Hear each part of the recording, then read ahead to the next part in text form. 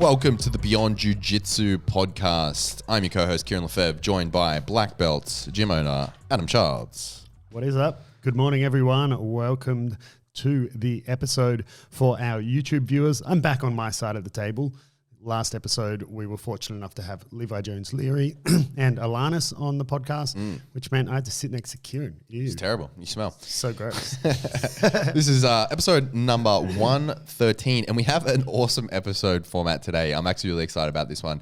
Today, we're going to be talking about the 5 types of roles that you can get at your standard jiu-jitsu gym across the world. It's a Vietnamese roll, a sushi roll. That's funny. We actually have heaps of movements we do in the kids class that are all named after like food or animals that you've probably seen helping out in some of the kids classes. Yeah. But one we call just sushi roll. It's just the kids rolling across the mats. Yep. Yeah, it's good. Yeah, it's going to be cool. We're going to talk about the different types of roles that you have or the different types of rolling styles or rolling personalities that you have. Yeah, personality is a good way to put it. And then, because these tend to be, people tend to fall into one of these categories. Yeah. So we'll see which one you fall into, Kieren. I think I already know. Yeah. And looking at it, I don't know. I think I fall into a couple of them actually. Yeah. It's a bit dynamic. You're like a bit there, yeah. You're the rest roll. Yeah, that's right. Swing left. No, that's swing not right. There was it's really funny. So we mention him all the time. You know, Anthony always comes up in our episodes. Yeah, just because he's in the gym so much, right? So we see him pretty much every day, right? And it was really funny because these kind of 2 conversations happened in the gym the other day. That I only overheard them. I wasn't part of the conversation, but it was it was really funny because at the start of class, there was Anthony's girlfriend who also trains, Marina, and she was sitting next to one of the other girls, Virginie, in the gym. And Anthony was like, "Oh, we got 2 rest rounds tonight," and pointed at the girls. And that was it. I guess, he's just making a joke, right? He wasn't being serious or whatever. But then, so that happened. And then at the end of class, all I overhear, and then I think I said at the time something along the lines of, "Oh, you're stuffed up now, Anthony. They're going to come smash you, blah, blah, blah." And then at the end of class, I just overhear him as he's getting changed say something like, "Oh man, I had such a tough class tonight. I got my ass kicked." I was like, "What happened to your rest rounds, bro?" Yeah. Where are them rest rolls at, son? Yeah. Yeah. So the 5 types of rolling personalities, we'll say. Number 1, we're going to kick it off with the 1 speed.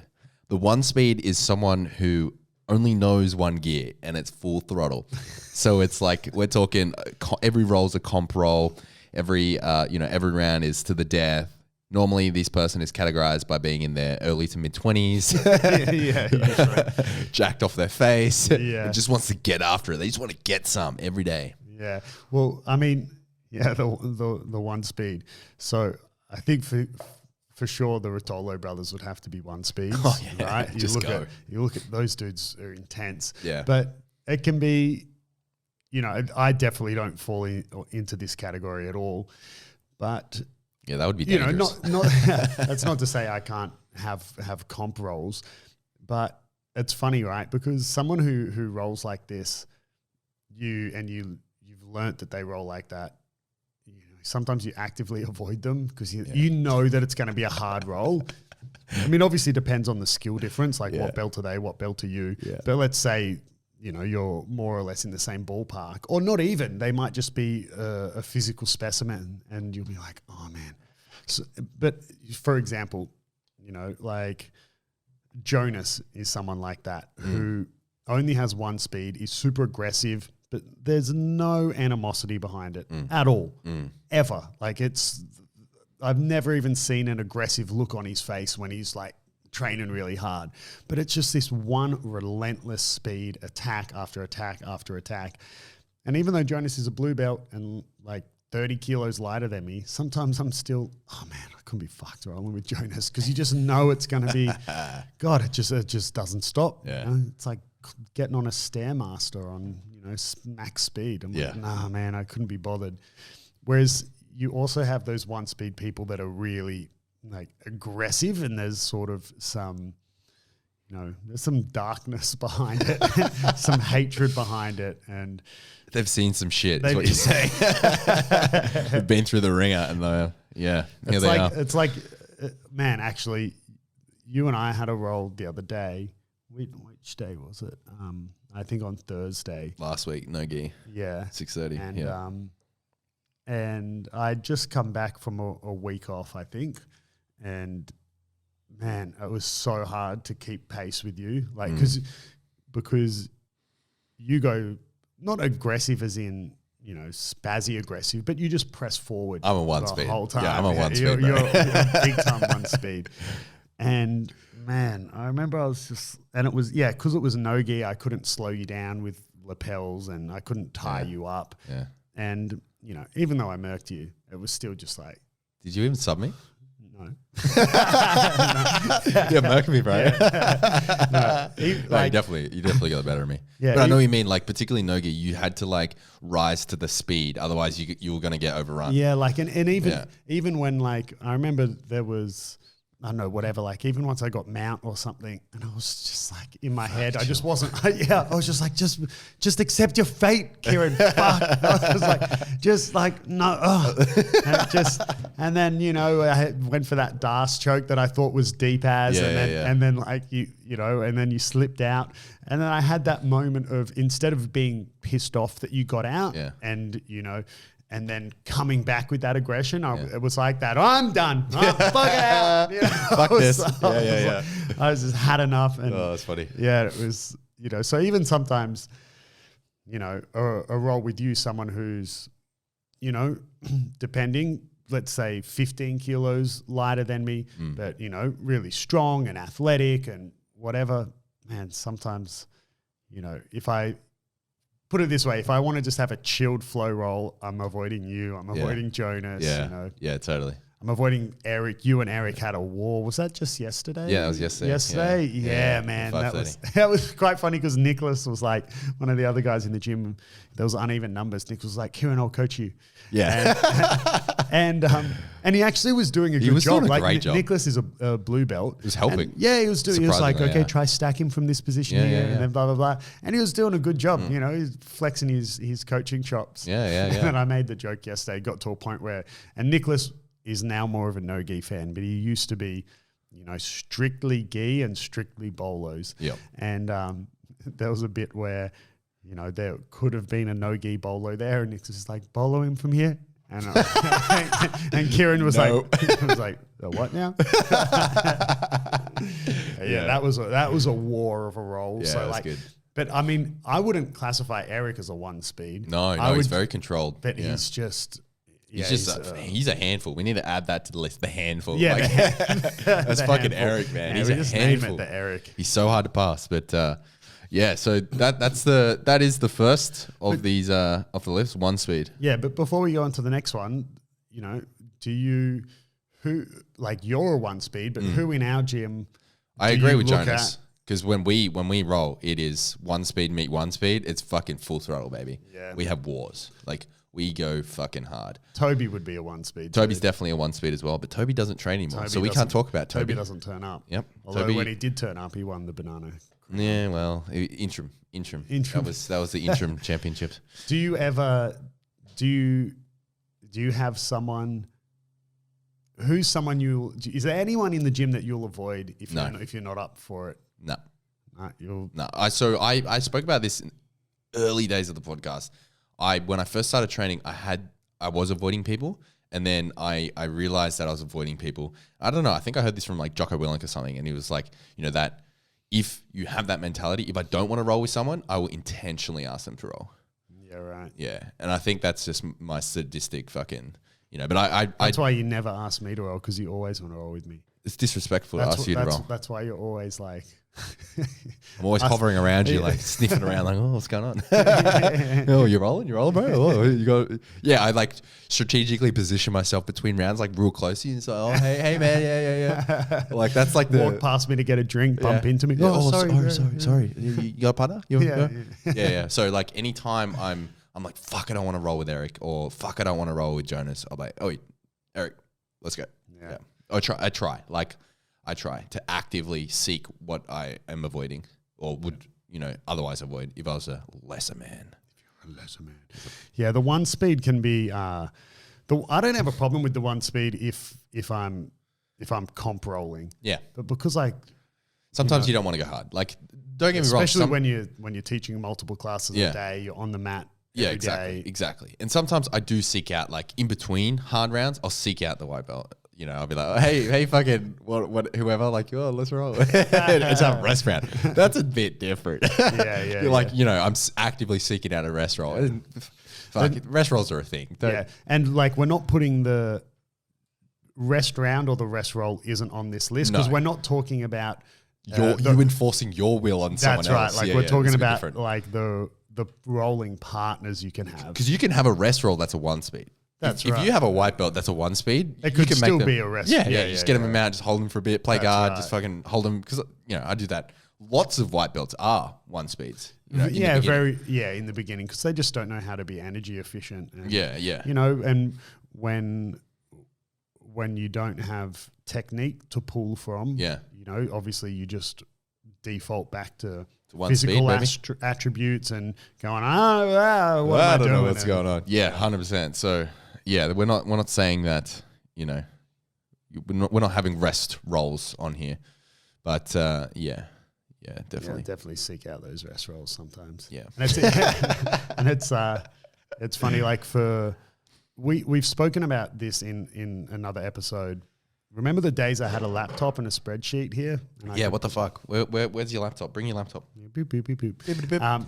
And I could just be like, in episode whatever. Yeah. Anyway, we've spoken about those unspoken rules in the gym. And in our gym, people don't typically learn them how they would in a traditional gym because I don't. Even though I follow those rules, I don't enforce them. I don't enforce heavily. them because they're usually enforced in a really offensive, rude way. Yeah. So, for example, the one I had to explain to the class the other day was the whole, typically when two groups bump into each other during a roll, you give way to the pair that has a higher belt in it, right? And I typically have to explain that to students, even though I think it's a bit of a silly rule and I use common sense as to who moves out of the way. Yeah. I also explain it to my students because I say, hey, this is, at least in 2022, this is the norm in most jiu-jitsu gyms. So it's for your benefit to know this because if you go visit another gym or whatever, right, it's good to know that because the way you typically learn this is by bumping into a higher belt and not moving and then them turning to you and telling you to get the fuck out of the way. And then the next roll they go with you and beat the shit out of you, right?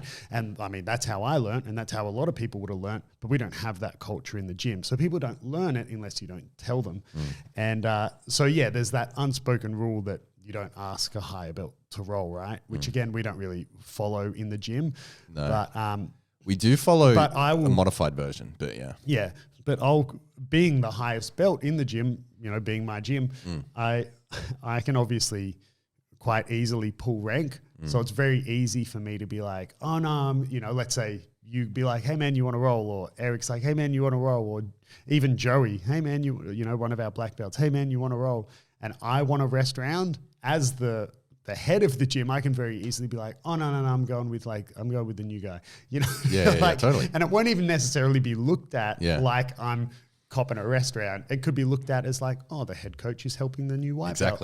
Or you have some sort of reason, like maybe they're up for a stripe or something, or you want to, you haven't rolled with them in a while. Sometimes that might be the case because I do roll with all my students, right? Yeah.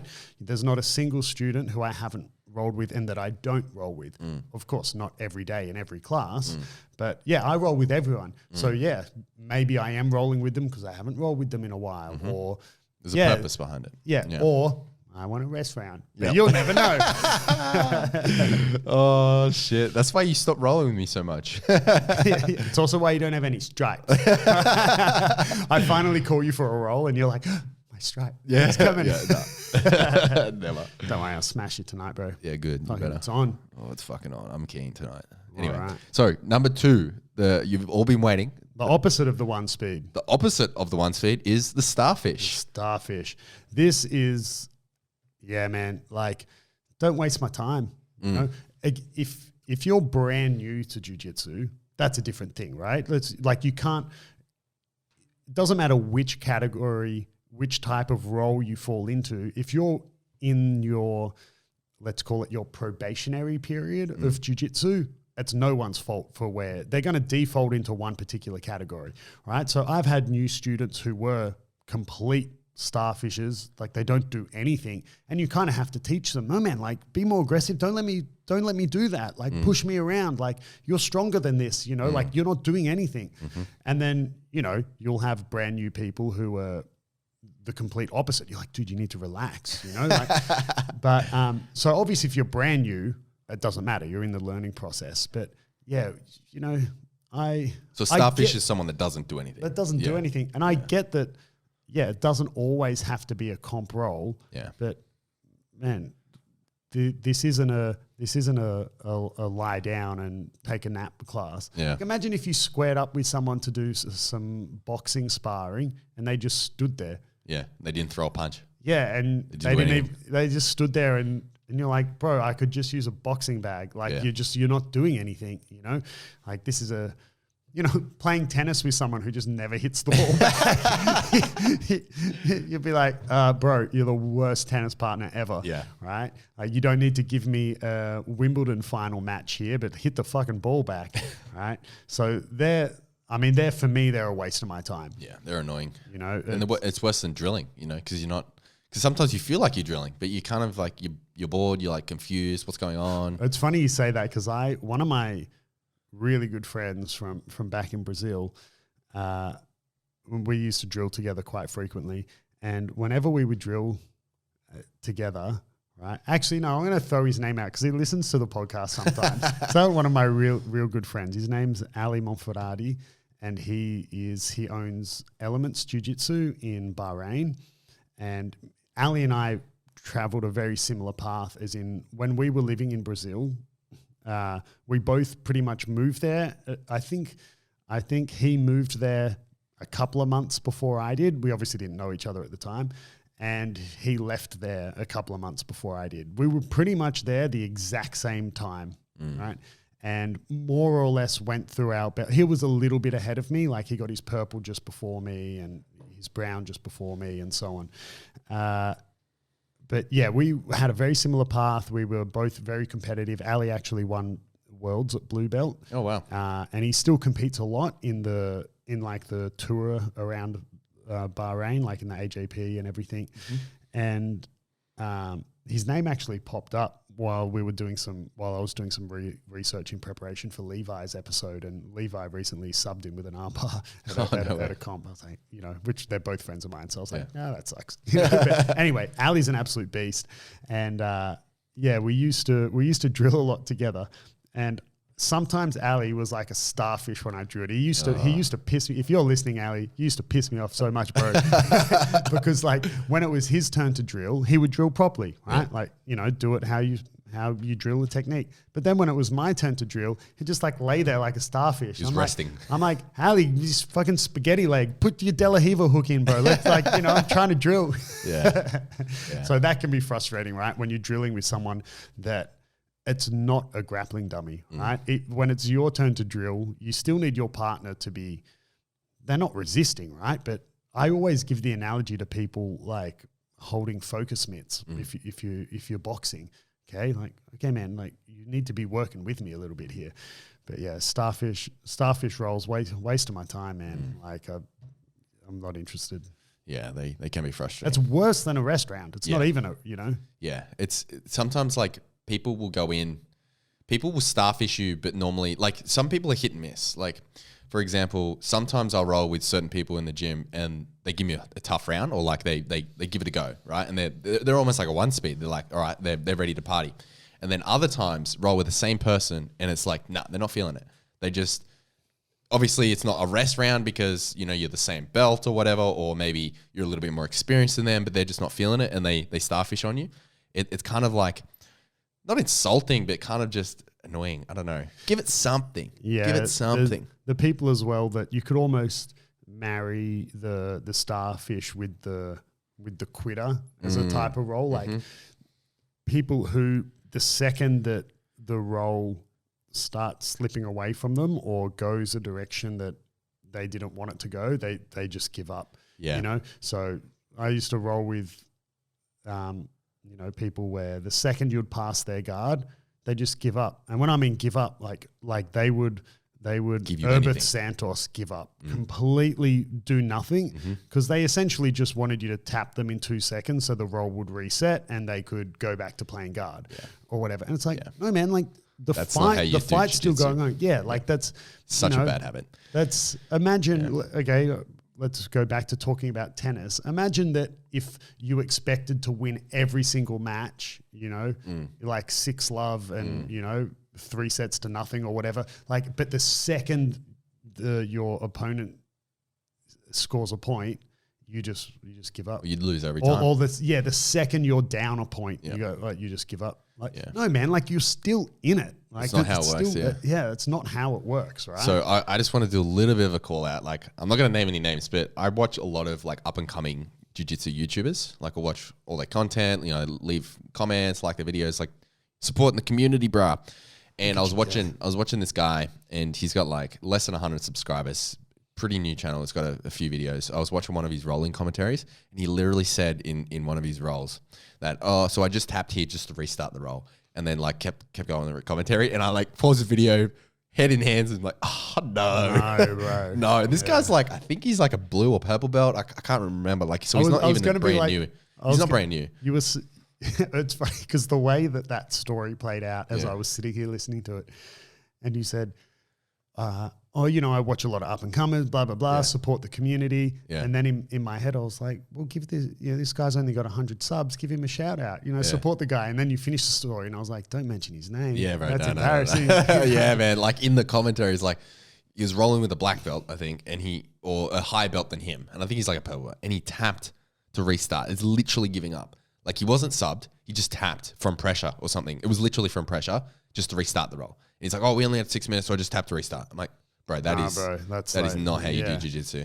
Yeah, you can't just quit when things start. I mean, one of the most powerful things about jiu-jitsu is the gaining the skill to overcome adversity, to keep, to get yourself out of bad situations physically and mentally. And you're working your escapes. Yeah. Like even if you're working your guard pass, who gives a fuck? Like you're now working your escapes. Yeah. That is now what you're working on. That's what live rolling is about. And you're disrespecting your training partner. Because if you're like giving up, say they fought hard to get into a good position with you. They fought hard and then you just give up. How are they training? Like, how are they getting any benefit from hunting for a sub? Yeah, if you wanted the roll just to reset because you got your guard passed or whatever, well, there's a time and place for that. Yep. It's called specific training. It is. Right? Yeah. Yeah. So don't be that person. And I mean, it's just super frustrating. The whole giving up thing, giving you the sub, or the one that's similar to this, we don't have it on the list, but it falls under the starfish, I suppose, or like the quitter, if you will, is if you're hunting for a sub and they're defending it well, but you don't have it yet and they tap, or like they just intentionally let it go to give you the sub, like they hand it to you. Like they're not as bad as the person that just gives up when you pass their guard, but it's still frustrating. That's a little annoying. That one is a bit more, definitely not worthy of its own spot on the list because there's so many variables. Like sometimes, let's say for example, let's ignore some of the physical reasons you might do that. Like, someone's on an armbar and you've got a bad elbow. Completely different. Yeah. So that's all different, right? Yeah. Or you're training with a guy or girl who's hurt you multiple times before. So you tap super early, right? That's a bit different. But there's definitely times where not a lot, but there's times where I've been guilty of that where like, it's almost like they get to the sub and the sub is on, but like you said, maybe the grip hasn't been broken for the armbar yet or whatever, but it's almost like that was the straw that broke the camel's back and I was already like mentally defeated by the time I got there. Like you had this, 8-minute ass whooping or something. And by the time you got there, like, fuck it. It was almost the equivalent of a coach throwing in the towel, in a boxing ring, but you're throwing in your own towel. It's not, I mean, it's kind of giving up. Like I know what you mean, but there's times I've done it because I'd just been broken, like physically and emotionally and I suppose psychologically. And that's I've different. done that to people as well. Like I've felt people emotionally break in more so in competition than in the gym, right? But like, yeah, I've definitely seen and feel people break. Yeah. And I believe you can feel and see the difference between a partner giving up and a partner breaking. Yeah. And when 100%. they give up because they broke, that's kind of different. Definitely different. You know? So that's why Definitely different. I agree with you. It sucks when people just do it, right? Yeah. But Yeah. I guess I'm just saying there are times you do it and it's not that big of a deal, Yeah. hence why it's not on the list. But yeah, when people just, you know, yeah, you throw up a triangle, but it's not even like nothing's on. You've just managed to get them to a one arm in, one arm out position. And they tap or And whatever. they tap. Yeah, and you're like, I didn't have, Yeah, like, didn't even finish it, bro. like I not even finish it. Like there's not even anything yet. Yeah, you know? or like if a common one for me is if I get the Kimura grip from north-south or something, and then I haven't even broken their grip or whatever, and they just tap, and you're like, oh man. Yeah. But I will caveat that there's a lot of white belts that do it. It's because they don't know any better, or they're not confident, or they're scared.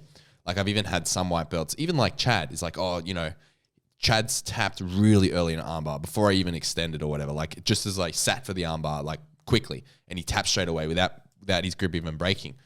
And he's like, oh, you know, I didn't want you to break my arm, sort of thing. Like he was worried that I was going to break his arm because he didn't. Not that he didn't trust me, he just wasn't confident. Didn't know. He didn't know, and it was like, you know, an intimidating position, and that can be the case. Like a white belt, you know, they can get scared, and they know that they have to tap to protect themselves, so they jump the gun because they're scared. Or so if you're newer, it's always totally fine. Better to tap than not. It's always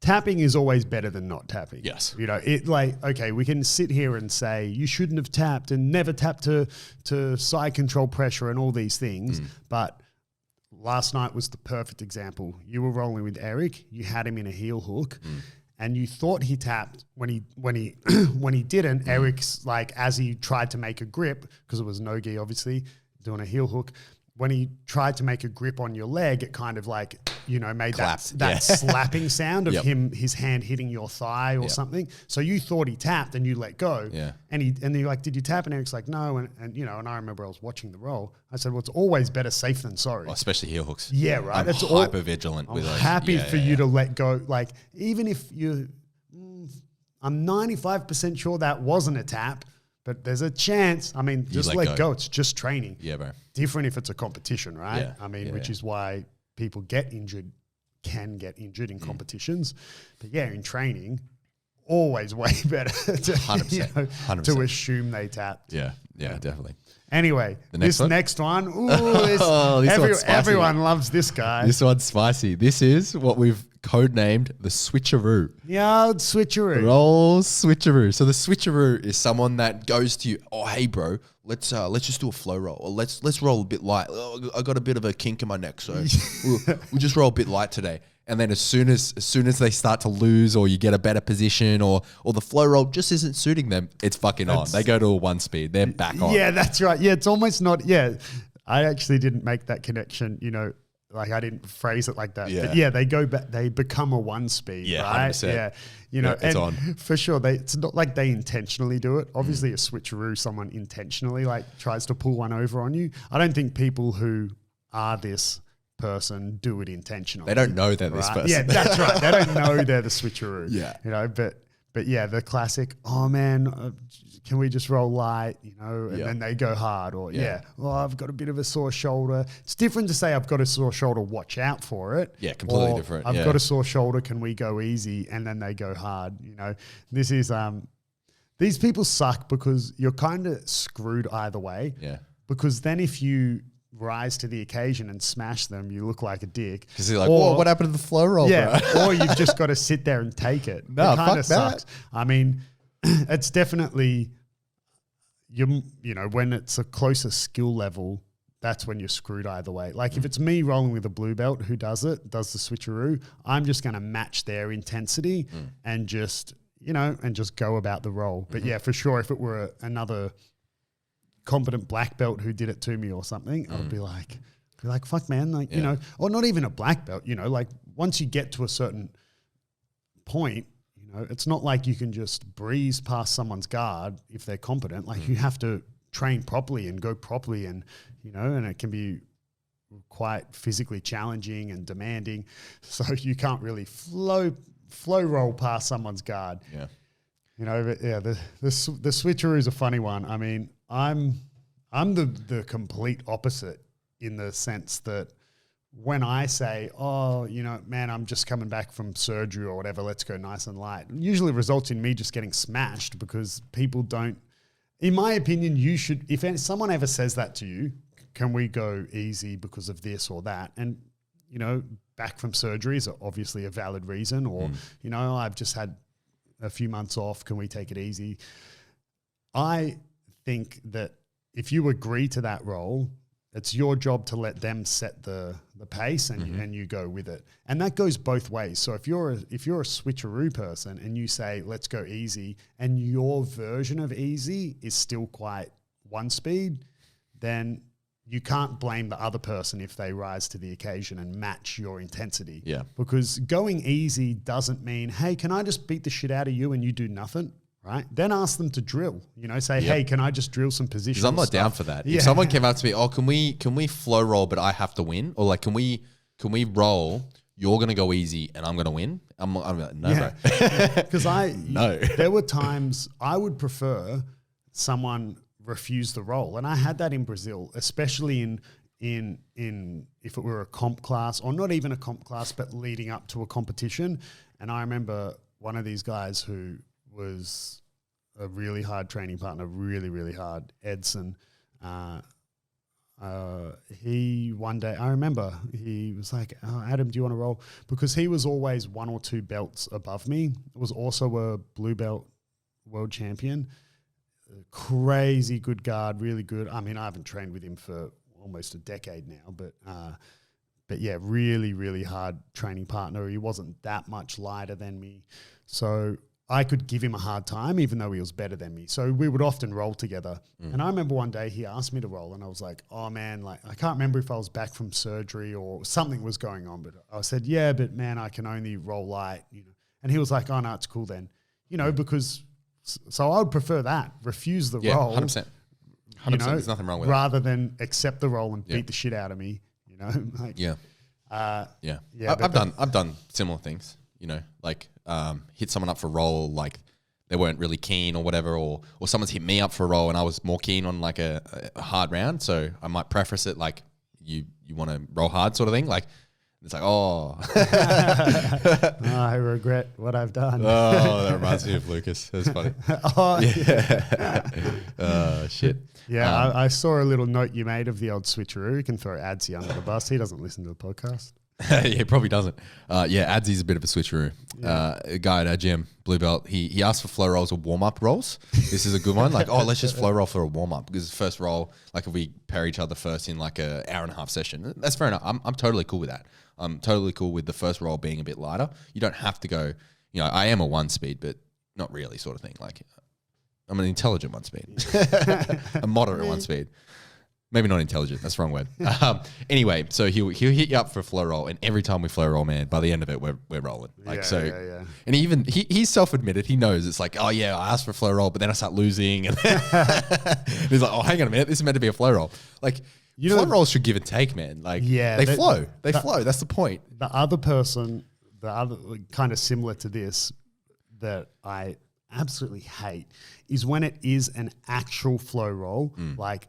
Your coach says, hey guys, flow roll to warm up. Yep. Yeah, it's give and take, right? Yep. And so if I'm flow rolling with you, you have to let me pass your guard, or I have to let you sweep me, right? A flow roll does not mean that it should require me to pass your guard while you're trying to stop me passing your guard. Like, it's give and take, and I hate it when you do a flow roll with someone who doesn't give anything. They just take, and you're like, well, then it's just a roll, bro. Like, that's a flow roll is not competitive. Like a flow roll should be this and that, and then I get you in an arm bar. I let you do a hitchhiker's escape, and then you're on top. Then you're on top. You pass, right? Yeah. And there's a little I reverse bit. it. Yeah. Yeah, and whose turn is it to give and whose turn is it to take? Well, I mean, you just fucking Flow. go with the flow, bro. Yeah. There's some give here, some take there, and flow rolling with people who just refuse to. And I've flow rolled with heaps of people who just refuse to let you pass their guard. It's like, That's not a flow roll. so what? The flow roll, in your opinion, is just you constantly sweeping me, passing my guard, taking my back, and submitting me? No, like that's just you drilling a sequence, bro. Yeah, right. Like it's. Yeah. Oh, but you won, dude. Yeah, you're better. Yeah, totally. Those- Tell you who someone at our gym that the audience will know that actually flow rolls really well is No-Gi Rob. No-Gi Rob is a good flow roller. He is fun because he does wild shit. He like jumps around and so there's lots of movement. So in terms of like a warm up or like, whatever, like in terms of a warm up flow roll, he's great. He's It's a great funny you partner to mentioned be in. No-Gi Rob because that's a nice segue into the next one. No-Gi Rob, yeah. The next one is the one trick. The guy or girl that knows one thing. And only does one thing. So they're so predictable. Like, for example, maybe they're someone at your gym that only ever does spider guard or only ever does trap kimuras or only ever tries to do a truck roll, for example. No-Gi Rob. Yeah. So... yeah, the one trick is super predictable. They do one thing and nothing else. A little bit different to someone that's specializing. They're like, they're stubborn. When it gets to being the one trick, it's almost like stubborn resilience. It's almost comedic. Yes. Attempting one thing. But typically your one trick is so one trick that as soon as you take that off the table, they just fall apart. Yeah. So Ollie used to be like this when he was solely worm guard. Yeah. And as soon as you could untangle the lapel or you didn't let him get the lapel in the first place, there was no guard. It was just like, it was over. Yeah. Done and dusted. And yeah, Rob, I mean, in Rob's defense, I think he's a bit more one tricky because he's not super bright. So he can only think about one thing at a time. No, like in Rob's defense, I think it's because even though Rob can be a good hard roll and he made it to the finals of the banana crown. The interim banana crown. I think in Rob's defense, it's a bit more because he really embraces the playful aspect of jiu-jitsu and he really likes to have fun when he trains. Yeah. He does silly stuff, but not stupid stuff. Yes, not dangerous. Not dangerous, like so irresponsible that he injures people. But yeah, he's like at the moment one trick and like anything to do with kimuras and truck rolls. And so you could essentially it was like, remember the movie Up? Did you ever watch Up? The one with the Disney cartoon. Yeah, the one Pixar. with the house and the balloons. And there was the dog. And it goes up, right? Yeah, it goes up. And there was the dog who could talk, or he had a voice thing that he could talk, and he'd be talking, they'd be like, squirrel, right, whenever he saw a squirrel. Yeah. Right? And that's like Rob with kimuras. He could be doing whatever, and you just like dangle an arm. He was like, Kimura. And then he would like jump on it, and then you just take your arm out of the way and be like, thanks for your back, Rob. Thanks for side control. Yeah, that's right. And he would just go, so you could just dangle your arm somewhere. It'd be like a fishing lure, and Rob would be like, just like jump on it when it's not even there. Then you just reel him in. Yeah, the one trick that's but you know what? If someone is, let's kind of blur the lines a bit with the one trick and someone who specializes. That's a training partner. I think we might go back over this, but there's something to gain in these training partners. So for example, the one speed self-explanatory, what you gain out of that is a very intense, physically demanding, intense competition level role, right? That you can, there's something to be gained by training with that person. The starfish, I don't know, there's not really a lot to gain from that. Yeah, fuck right? those guys. And maybe the switcheroo as well. But like the one trick, there's something to be gained, right? Okay, they only do kimura traps and truck rolls or whatever. So you're going to get really good at shutting that down or escaping those positions or understanding when you're exposed to be attacked by those techniques and whatever. Same with someone who only does lapel guard or worm guard or something. You're going to get very good at, shutting down that type of guard or untangling the lapels. So there's still a lot to be gained with training with those sorts of people. Definitely. I think it's more if they are too one tricky and not specialized enough, like someone who's specialized, they then, if they start to fall out of their area of expertise, they're very good at bringing the fight back there. And I've said this multiple times. Again, Levi, who was on last episode, he's very good at keeping the fight in a position that bearing bolos are possible from, right? So someone who specializes, they're very good at keeping the fight where they want it. I always, again, reference someone like GSP as well, back in the UFC, very good at controlling the octagon and where the fight takes place, whereas a one trick, it kind of falls apart. So that's more to their detriment, So if you're too one tricky and not specialized, and that then you go from being a purple belt level Kimura trap truck roll person to then as soon as the fight's moved out of that, you're now a one stripe white belt. Yeah. That's no good. And this was going back to Ollie and his worm guard and lapel guard. This is something that I specifically had to help him with because I was like, man, like your jiu-jitsu's just fallen apart when this gets shut down. And that's no good. But now if you look at his game, it's definitely in the specialized category because he's very good at keeping the game where he wants it. And both of his guard and his passing style marry each other very nicely. Yeah, that's right. So it's like that over-under and that and deep half. Yeah, which was, I think it was a combination of me saying you need to find something that I wouldn't have cared if he insisted with lapels and worm guard and that, but he needed something to support that or prop it up.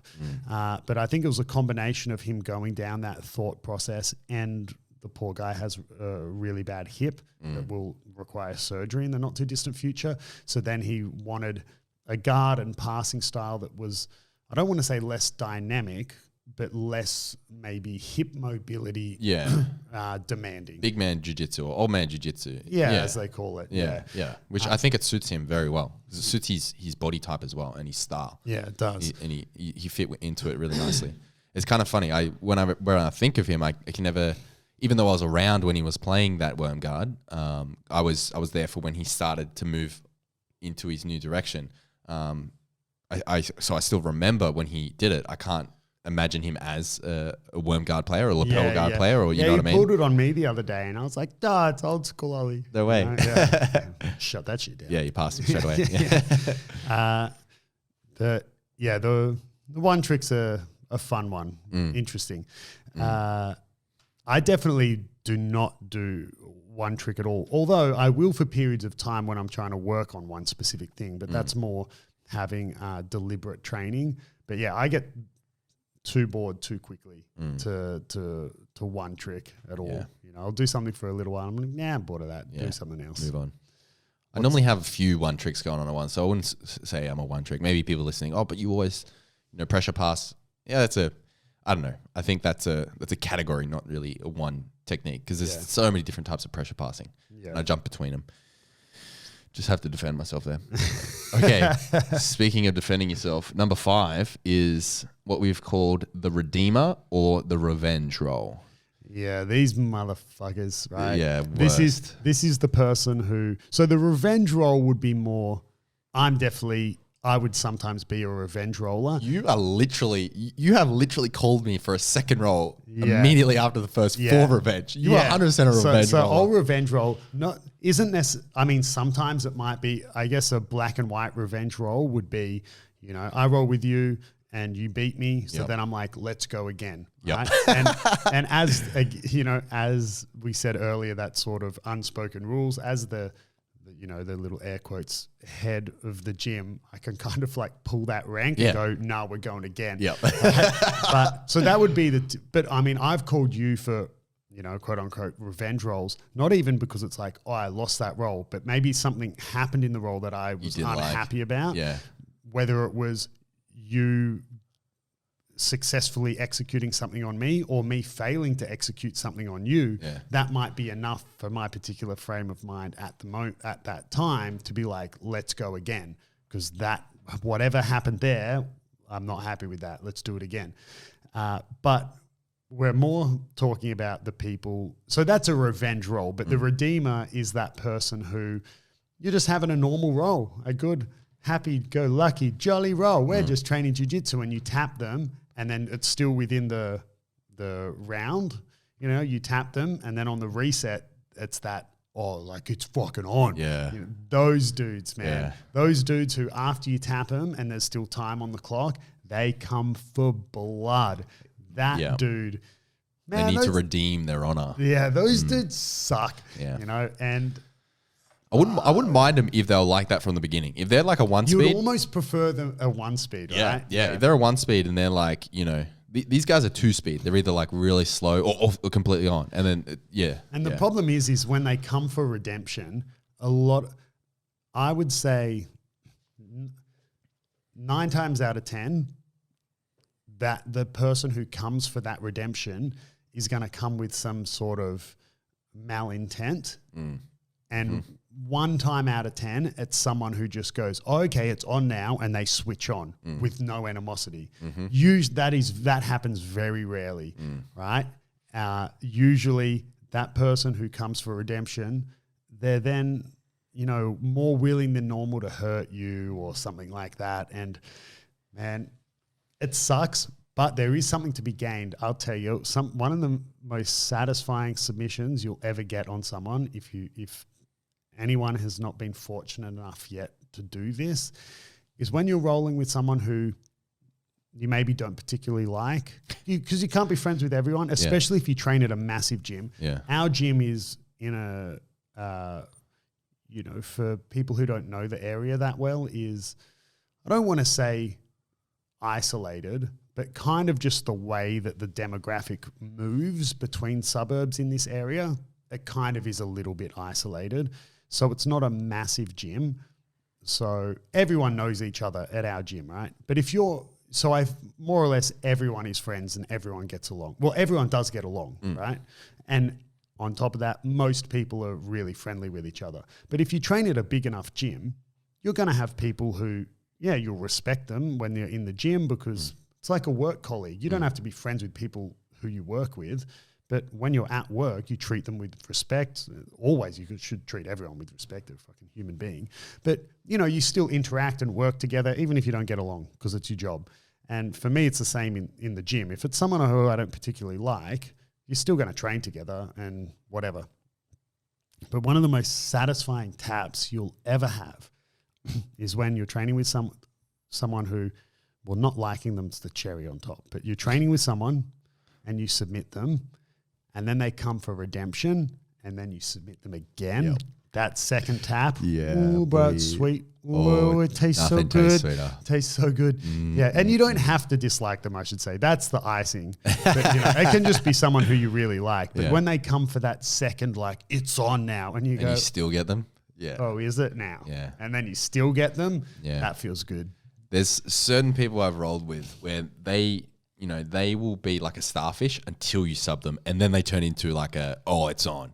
So my goal with those people now is to sub them as quickly as I can. Essentially get the real roll started. It's like, okay, now you've had your starfish, you've played your little game. Now let's roll, man. Yeah. Man, I find these people the most frustrating because if you roll with one regularly, you know what they're about. Like they're very predictable. It's the same every time.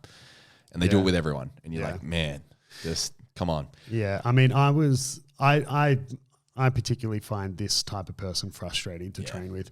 I was training with someone a while back who does a lot of this, but not only does a lot of it, they're also, you know, they get upset when people go too hard on them, but they also at the same time refuse to tap, you know, and if you want to submit this person, they give you 2 options. They give you essentially the option of giving up on the submission or having to go after the submission as if it is the finals of worlds.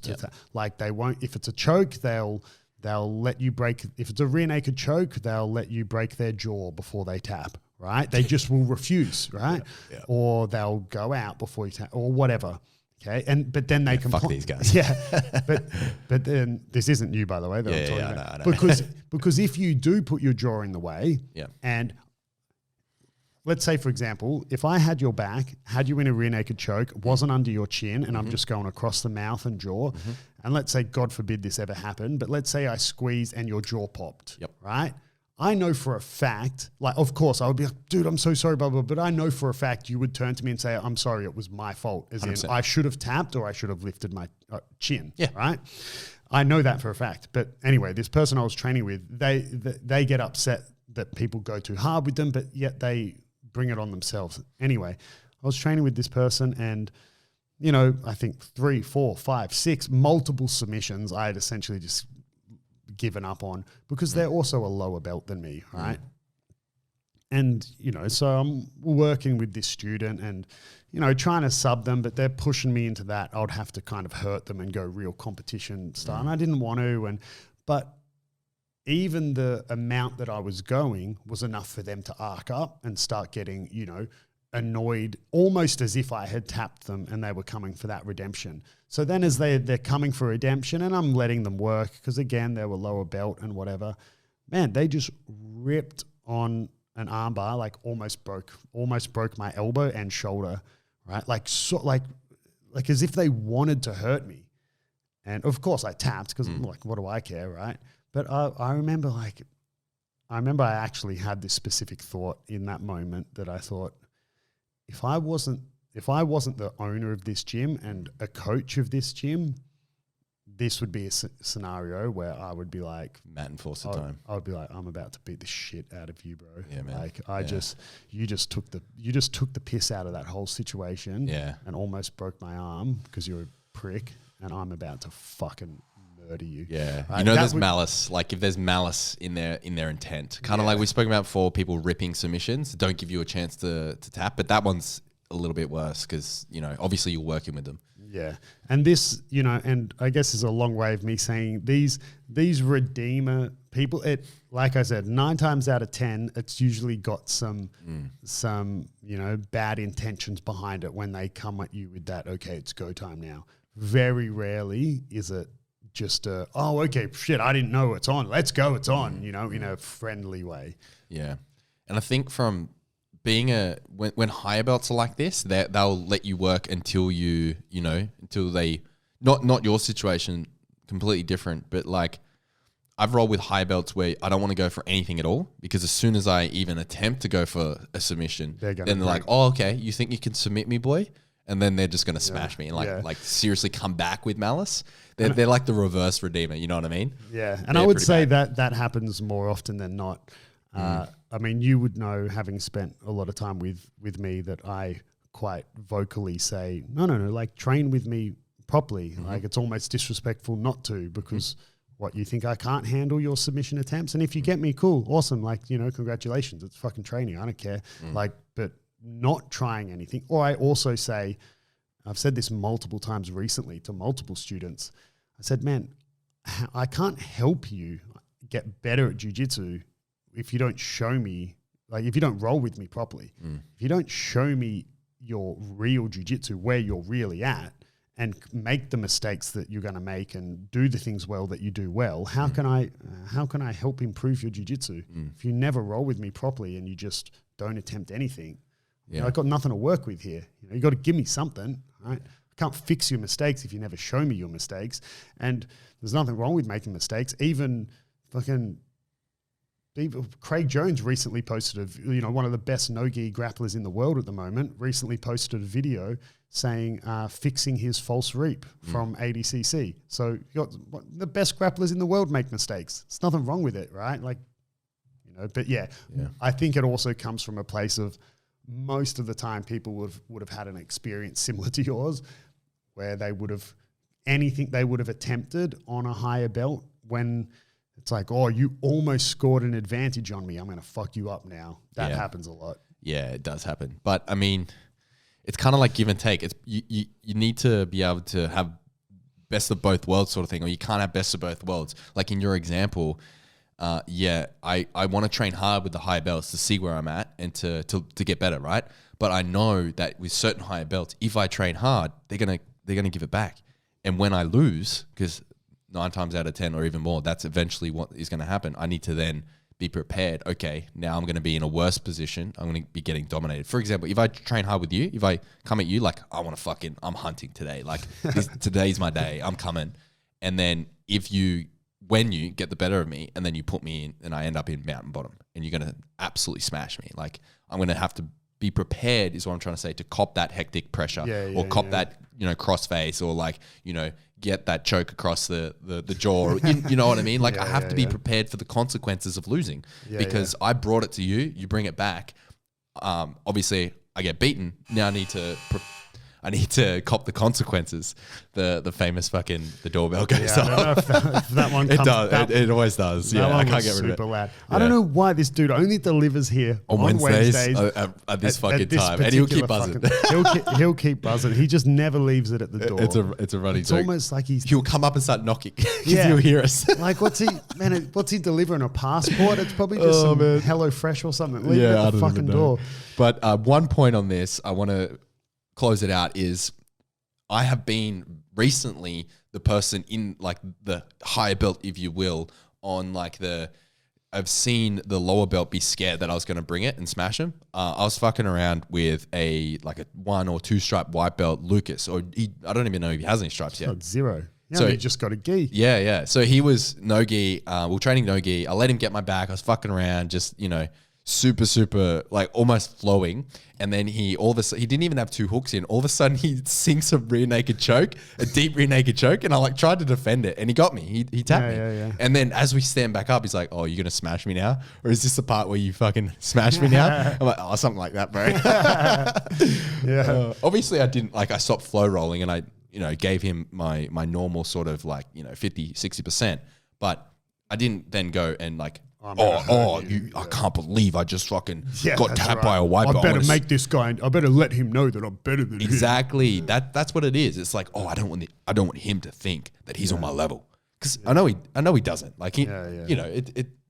It's irrelevant. And even if he does, that's good for him. He can have that delusion. But but I mean, I was in that moment, I was having like that epiphany view. Was like, holy shit. Now for me and Lucas, now I'm that higher belt that he's worried that he's going to come, that he can't fucking train with or give a red hot crack or take the submission if it's there because he's then going to have to suffer through 6 minutes of me trying to hurt him. You don't want that. Obviously you need to be ready to receive the smoke, but it's not like you don't want to be scared you're going to actually get hurt or whatever. Speaking of smoke, where there's smoke, there's fire. What about the mat enforcer? The mat enforcer. So this can be, I reckon there's 2 types of mat enforcers. Send it. Right. There's the self-appointed mat enforcer and there's the coach-appointed mat enforcer. Right. So what I mean by that is, so for those, I'm sure most people would already know what a mat enforcer is, but it's essentially kind of like the gatekeeper, the person who's maintaining the standards in the gym and letting new people and visitors know what's up. Right? So a coach mat enforcer, a coach appointed mat enforcer would be when someone's visiting the gym. I don't want to say a new person. Well, a new person if they've already trained, new to the gym but not new to jiu-jitsu. Yeah, right? Completely. And that's important. The days are past of just going, oh, it's your first day, is it? Excellent. Eric, go with him. Get on the mats. So I can beat the shit out of him. Yeah. No, right? Those days are gone. But someone new to the gym or a visitor to the gym who already trains and the coach goes like, oh, Kieren, go with that dude. And they almost... Whether they give you a nod or you already know from previous experience that when your coach is telling you to go with that person, it's to, hey, let him know that he's walked into a gym that he's going to get better if he trains here. For example, let's say a brown belt's visiting the gym and I go, Kieren, go with that dude, and you smoke him. I don't mean beat him up, but if you smoke him and then that brown belt's gone, I just got the shit beaten out of me by a blue belt at this gym. They must be good at this gym, right? So that's kind of like putting the best foot forward, so to speak. That's right. Yeah. That's the coach appointing a sort of, let's loosely use the term gym enforcer, because I've definitely done that with my students, and I've wanted to put that best foot forward, and I've been the mat enforcer with that. Like the gym in Brazil, we used to have so many people visit the gym because back at the time that I was living there, it was, at that time would have been the equivalent of the Death Squad or what is now B Team or New Wave or whatever. It was the top gym with all the best dudes. It's where everyone visited and whatever. And brown belts would come in, even black belts would come in that me and the other blue belts could demolish, when they would come through. So it wasn't uncommon for Fabio to be like, Adam, go with this guy. And I would know, I'd be like, okay, like, not only would I also know, I would also want to be showing to Fabio that like, hey man, watch me beat up a black belt, Yeah, bro. Yeah. But yeah, then you also have the self-appointed mat enforcer. And I would almost say that this person is a bully. We don't really have any of it in our gym because I don't allow that sort of culture to manifest in the gym. And also someone who is that sort of person, it comes from the top down, right? And if you go to a gym where you notice a lot of the students are really bullish and whatever, typically the coach is a bit of a douche as well, right? And I'm not saying I'm not a douche. I'm definitely a douche, right? But I don't have that culture in the gym. And so people who are kind of bullyish would quickly realize that they don't fit in at our gym and probably would choose not to train there, regardless of how good the training is or not. They would tell by the vibe and the atmosphere they don't fit in. Because, I think a self-enforced mat enforcer, that guy who takes it on their own, they feel like they've got to wear that badge of I'm the gatekeeper of this gym. They're usually a bully and a bit of a dickhead, right? And I know you're sitting there thinking, but I thought I was the self-appointed mat enforcer at the gym. What about the internal mat enforcer? Because we talk about mat enforcers a lot where like someone comes to visit and it's like, okay, yep, or whatever. Or like the common story and like the Robin Hood or the revenge sort of the typical mat enforcer story is the new guy comes in, maybe they're a blue belt, they train with one of the white belts and just fucking towel them up, right? Just put the smash on like the brand new white belt, or like partnered up with a chick and just fucking smash them, just throw their weight around. And it's like, okay, all right, fucking purple belt over here. Hey, that's my bird. Yeah. That's my girl, dog. Yeah, like, or the coach like, oh, go teach this guy a lesson or whatever to calm him down. That is the typical sort of, internal revenge mat enforcer. Or like you see, maybe you'll see like a lower belt training with someone way lighter than them, or a female, or both, right? And then just put the smash on, and you can see that they're not letting them work, they're just hammering them. And then maybe if you see that and you're like, oh, okay, they want to train hard, and then you go do the same thing to them, is that okay? I don't know where I'm going with this.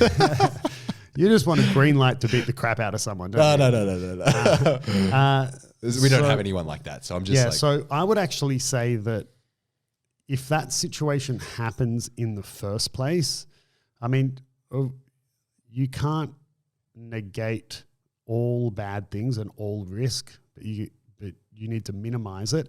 And if that situation came to fruition on its own, I would say that's straight up the instructor's fault for not pairing people appropriately.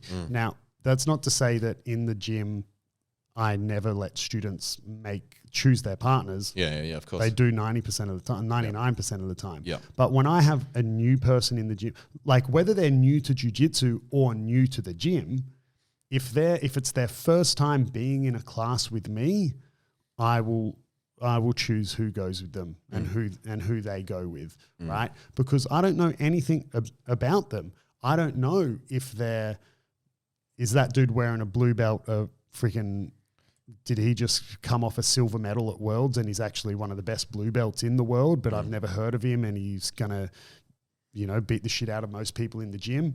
Is he a one speed? Is he a switcheroo? Is he, I don't know anything about him, or is he wearing a purple belt, but he's actually a complete moron and knows no idea and he's going to hurt someone? Is he someone who from day one is 100 kilo guy, but he's happy to roll with a 50 kilo, girl and look after. Like, you don't know. So it would be irresponsible of me and his well-being and all my students' well-beings to not partner them up, right? So I would almost say part of your job as a coach is to appoint not a mat enforcer, but to match those roles when you have someone new into the gym. So I definitely do it when someone's completely new to jiu-jitsu because I know which students all my students will look after someone who's new, but I know which students will do a better job of it, right, than others. So I'll match them appropriately. But let's say this new blue belt does come in and I notice that, let's say you go with him and not as a mat enforcer, but just as I know that, if this guy is really terrible and a spaz and he's going to hurt people, I know that you'll pull him up on it or you'll make sure he doesn't hurt himself. Or if this guy's a super hard competitive blue belt, I know you can also handle that. And then, and then I'll watch that first roll and then I'll know how to match the rolls after that. If it gets to a point where this guy, I've never had the experience yet, and hopefully I never have to have the experience where some guy is just straight up a dick and is trying to like gym storm or something. Yeah, like that. I haven't had someone come in who's just trying to gym storm, right? Which for those who don't know is when someone visits a gym just to go in and beat people up to be like, I'm better than you. Yeah. Right? I've never had that experience of someone doing that yet. If it happened, I would then go with them and not beat them up because I didn't get into jiu-jitsu to beat people up, but I would go with them just to be like, hey man, not here. Yeah. Yeah, totally. But I usually always, depending on what time and which class a new person comes to, I usually always roll with a new person. And yeah, if they're a blue belt, purple belt, brown belt, whatever, I'll just treat them like they're a switcheroo in the sense that I'll just match their intensity. They don't have to say anything and I'll just match their intensity. And, sometimes it's a relatively inexperienced blue belt or something. I don't know if they're interested in getting beat up or not.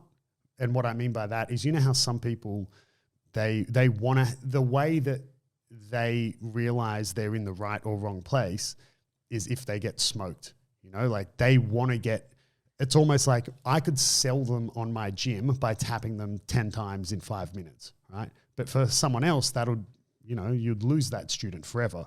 I always, lean towards the side of not smashing them. So I'll just work with them and roll with them a little bit and whatever and, just see where they're at and hopefully they come back and continue to train.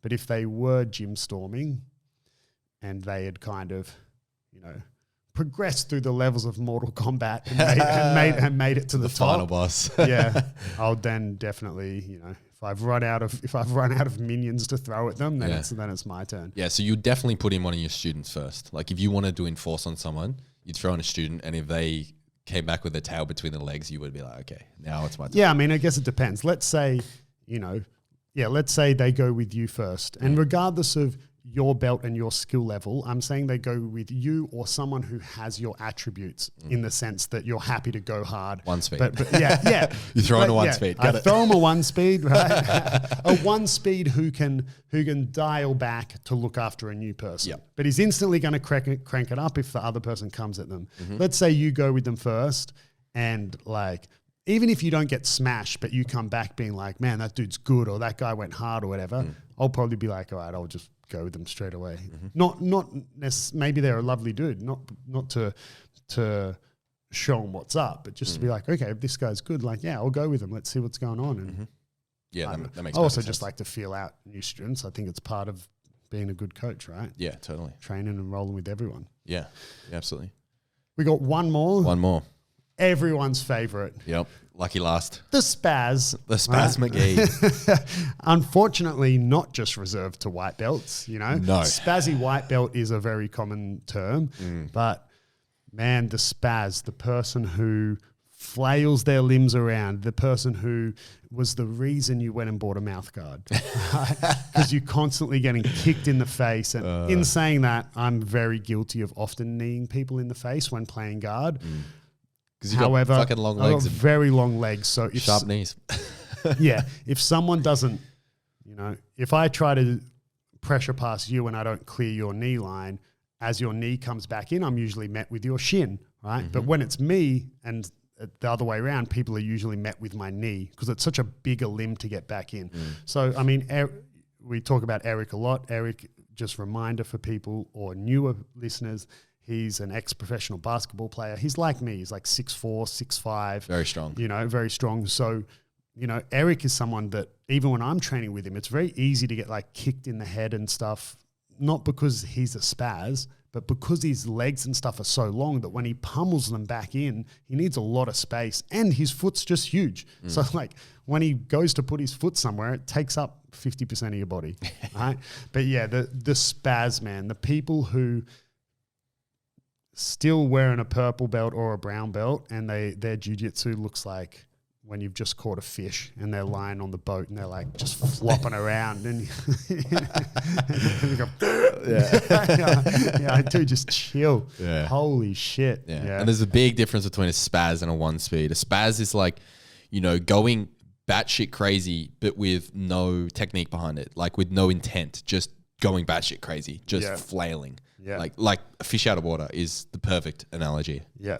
There's only one time you should be spazzing, and it's the only time that let's loosely use the term spaz in a positive context, and it's if you are completely out of options and it's that 3 seconds of a position being consolidated and you are spazzing not to concede the pass, but then 3 seconds is up, you stop spazzing, you got passed. Or, you know, you're down on points and this dude's in your close guard and has been for 5 minutes and you can't sweep him. There's 10, 20, 30 seconds left on the clock. You've tried every single, skill up your sleeve that you've got, man, and you start spazzing because it is sweep or submit this guy or you lose the match. You've tried everything except spazzing.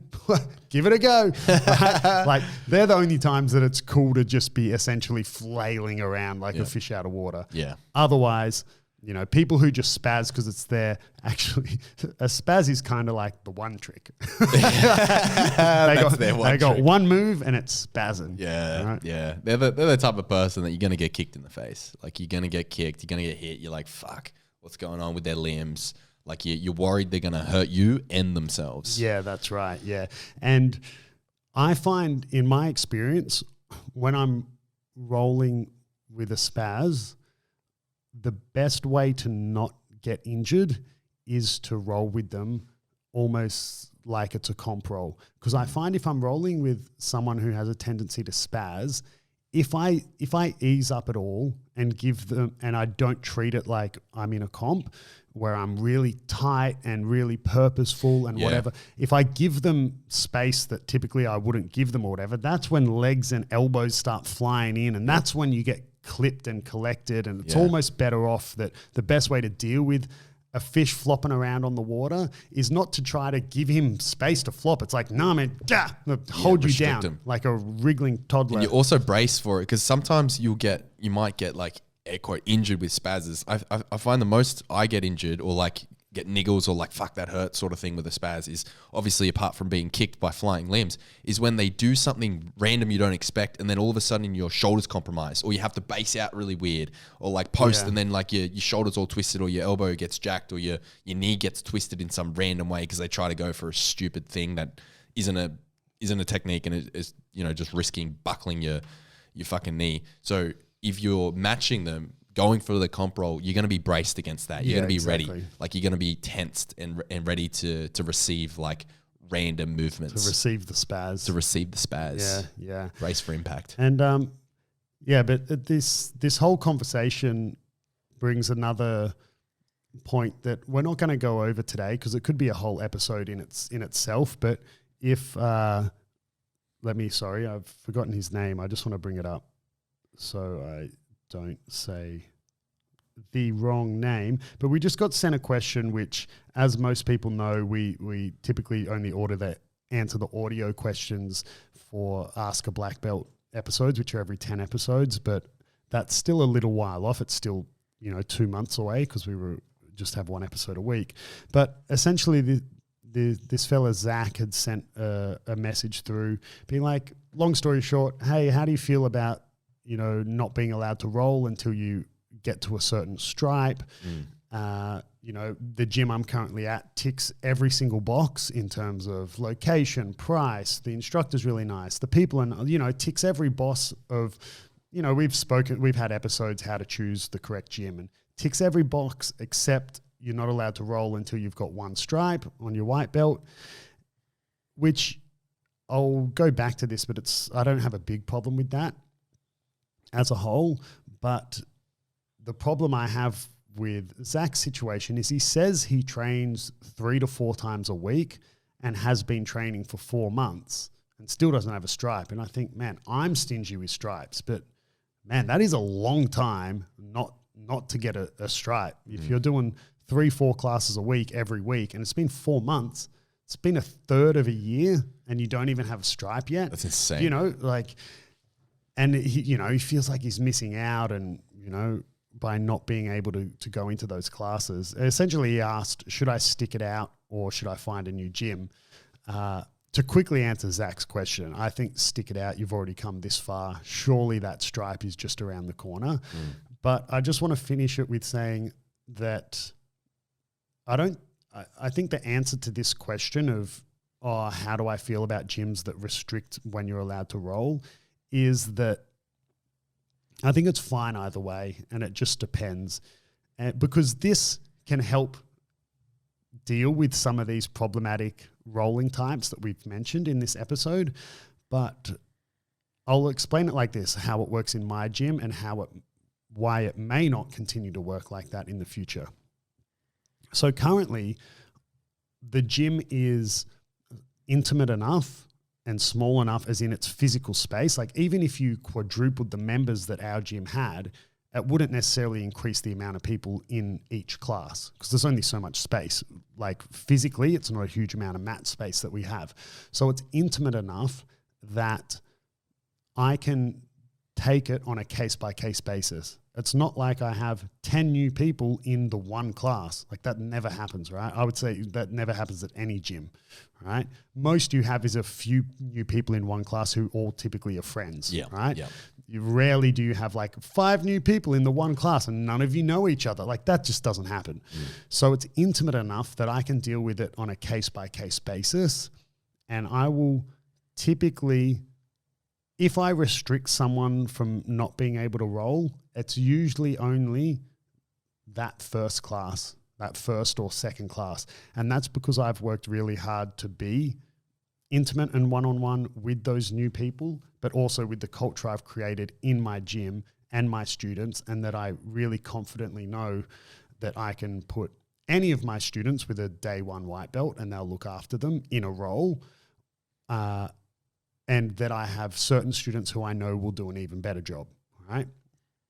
So I'll typically let it happen because, in my opinion, the rolling is a huge part of jiu-jitsu. But I understand why people restrict it, because they want students to have a certain amount of base and knowledge before they roll. If I gave you a surfing analogy, I often say that in the beginning, learning jiu-jitsu is kind of like you just get handed a surfboard and someone says, go catch a wave.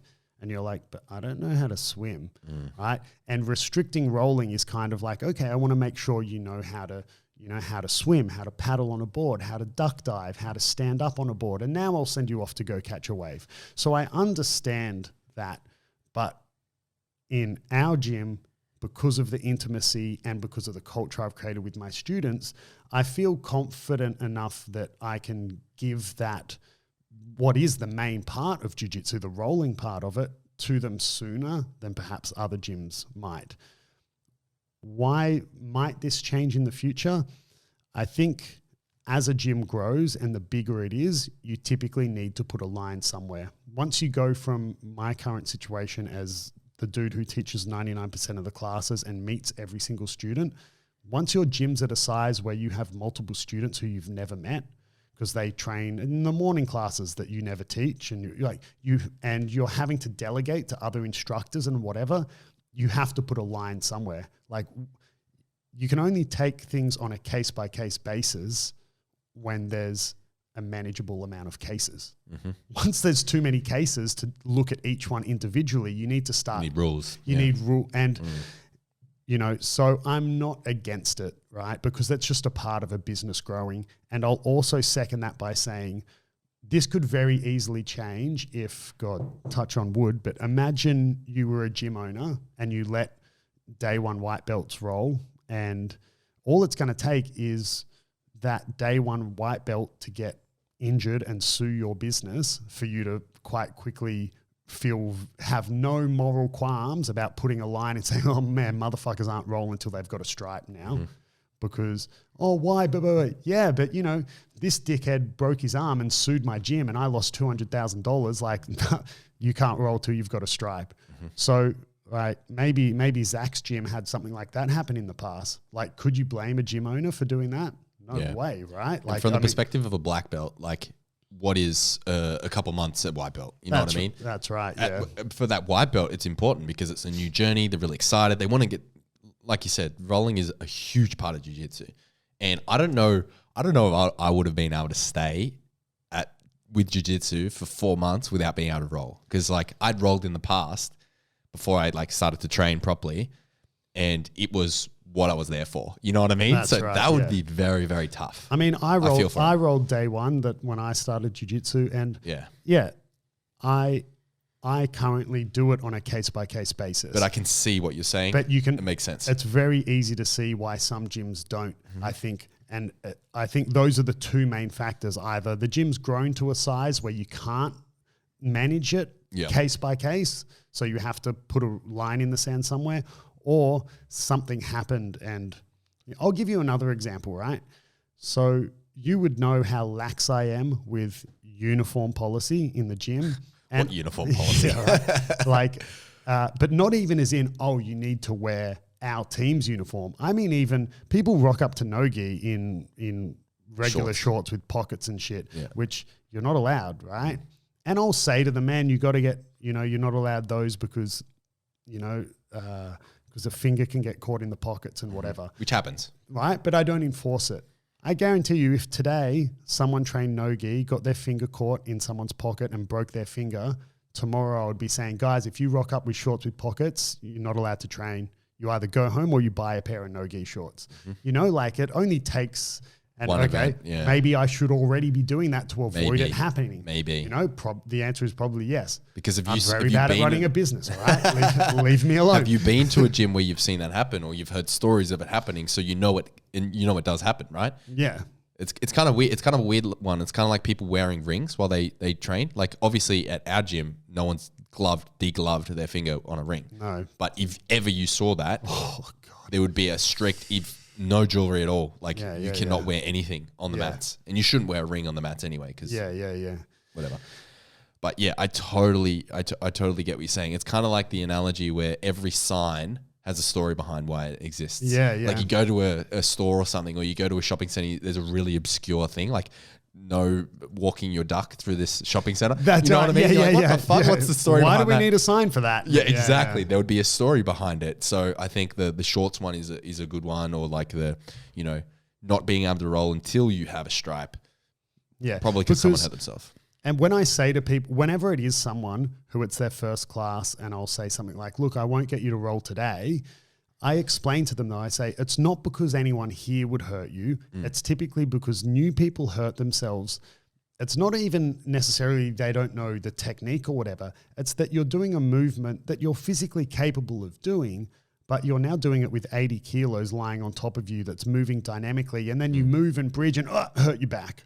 Right? It's usually, that's how brand new people get hurt. It's not because they got partnered with someone who hurt them. And so that if it's someone who I'm not having roll that first class, I'll say that to them. And then I'll usually go, but sit, we've only got one round left. Sit, watch the guys roll, guys and girls roll. You're going to have a better idea of what it is to roll, and I always say to them, look, and if jiu-jitsu is something you want to do, I say, there's plenty of time to get the shit beaten out of you, right? It doesn't have to be today, like, come back tomorrow or the next, like there's plenty of time to get smoked. Yeah. Right. So, but in Zach's scenario, man, I don't know what is the reason that they have their line in the sand where they do. But my advice, man, just stick it out. You've been there 4 months. If you had sent me this question, if you had sent this saying, I've been training there for 2-3 weeks, they say it usually takes 5 months to get your first stripe, maybe I'd be saying, try another gym. Get your stripe and then go back. Yeah. But I mean, you've already been, surely, maybe by the time you listen to this episode, you've already got your stripe. Exactly. I mean, let us know, Zach, I'll actually probably message him to say, hey, Zach, we answered your question at the end of the episode, but don't skip to the end. Anyway, send us a message back. Let us know how you went. But they're our rolling buddies in the gym. The types of rollers. So Kieren's the 1 speed. Let's just finish off with which category you're going to put me in. Ooh. I like to think I'm like a chameleon because it depends who I'm training with. Yeah. Well, I mean, you're definitely not a 1 speed because that implies you go hard every time and people get murdered. So you're not a starfish. You're I don't think you're a switcheroo. I've never pulled a switcheroo. I don't think you're a switcheroo. The only time I've pulled a switcheroo is when it's a counter switcheroo, when I'll be like, oh man, can we go easy because of this and that? Yeah. And then they go hard. I'm confusing it with Redeemer. And then I'll instantly go, oh, forget my fucked shoulder. Yeah. You did not respect my let's go easy. So now I'm going to fuck you up. It's the reverse switcheroo. Yeah, the old the switcheroo-aroo. I'm not a one trick. Definitely not a one trick. Unless I'm working on something new. No, you couldn't put you in one trick. I don't think any. No, you're definitely not. There's not many left besides the Spaz and Mat Enforcer. Well, you're not. I mean, you're the default Mat Enforcer because you're the gym owner, but you're not the Mat Enforcer. You could be a Redeemer, a Revenge, or you sometimes are the Revenge roll. Yeah, I like the Revenge roll. If I had to put you in any category, I'd put you in Revenge roll. But I've got a little bit of everything, I think. Like yeah, you do. I can 1 speed if it's a comp. Yeah, I'm a bit of a spaz. You're a bit of a starfish. Starfish when I want. Yeah. I'll definitely 1 speed when it's comp roll. Yeah. Do the reverse switcheroo. 1 trick when I'm working on something. Yeah, I'm a chameleon. Oh, yeah, what do they say? Master of trades. Yeah, what is a jack of all trades they say? What did you say? I don't know. Oh shit! But what is the expression? A jack of all trades is a master of none. Yeah, that's right. That's a bit something weird. like that. I'm vaguely okay at multiple things. Yeah, I'd say you're a bit of a jack of all trades here. Yeah.